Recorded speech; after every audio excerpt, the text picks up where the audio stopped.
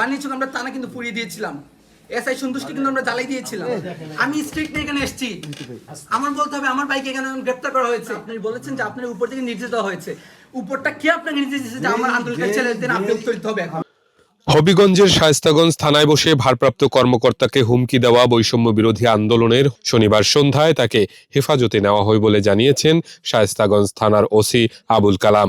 হবিগঞ্জের police super Yasmin Khatun জানিয়েছেন, Habiganj police মাহাদি হাসানকে হেফাজতে নিয়েছে।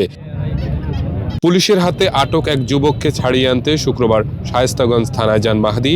সেখানে ওসির সঙ্গে বাকবিতণ্ডা হয়। ওই কথোপকথনের একটি ভিডিও সামাজিক যোগাযোগ মাধ্যমে ছড়িয়ে পড়লে তা নিয়ে শুরু হয় আলোচনা সমালোচনা। আমি এই মুভমেন্টে আমি হবিগঞ্জ জেলার প্রধান সমন্বয়ক ছিলাম। আমি বৈষম্য ছাত্র হবিগঞ্জ জেলার বর্তমান সেক্রেটারি এবং এখানে আমার 17 এর পরিপ্রেক্ষিতে বৈষম্য বিরোধী ছাত্র আন্দোলনের পক্ষ থেকে মাহাদিকে শোকজও করা হয়। ভাইরাল ভিডিওতে দেখা যায় শায়েস্তাগঞ্জ থানার ভেতরে ওসির সঙ্গে বাকবিতণ্ডায় জড়ান মাহাদি। কথার এক পর্যায়ে নিজেকে বৈষম্য বিরোধী ছাত্র আন্দোলনের নেতা দাবি করে ওসিকে বলেন, আমরা আন্দোলন করে গভর্নমেন্ট রিফর্ম করেছি, সেই জায়গায় প্রশাসন আমাদের লোক। আমরা জুলাই অভ্যুত্থানের গভর্নমেন্ট এখানে ফর্ম করছে, আমরাই গভর্নমেন্টকে ফর্ম করেছি।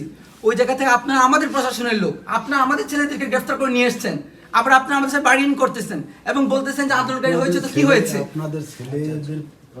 ভাই? আমরা এটা এখানে আমি কথা বলছি 17 জন ভাই, আমি জানি না কাদের কি পরিচয়, আমাদের এখানে 17 জন শহীদ হয়েছে এবং হবিগঞ্জে মোস্ট যেখানে সবচেয়ে ক্রুশাল ইম্পর্টেন্ট আন্দোলন হয়েছে এটা হবিগঞ্জ, এদের মাঝে একটা। বাণিজ্যক আমরা টানা কিন্তু পুড়িয়ে দিয়েছিলাম। এসআই সন্তুষ্টি কিন্তু আমরা জ্বালাই দিয়েছিলাম। আপনি আসছেন, ঠিক আছে, তো ওই জায়গা থেকে কোন সাহসে নিয়ে কথাটা বললাম আমি জানতে চাই আজকে। আমি স্ট্রিক্ট এখানে এসেছি।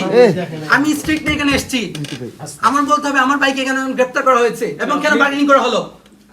আমার এতগুলো ছেলে এখানে এ ঘটনার পরপরই তার ওই বক্তব্যকে ঘিরে সামাজিক যোগাযোগ মাধ্যমে ব্যাপক প্রতিক্রিয়ার সৃষ্টি হয়, আলোচনা সমালোচনার জন্ম হয়।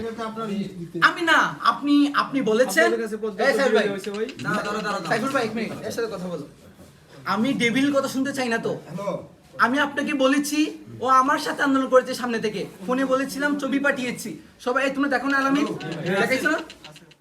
এ ঘটনার পর শনিবার সন্ধ্যায় মাহাদিকে থানা হেফাজতে নিয়েছে পুলিশ।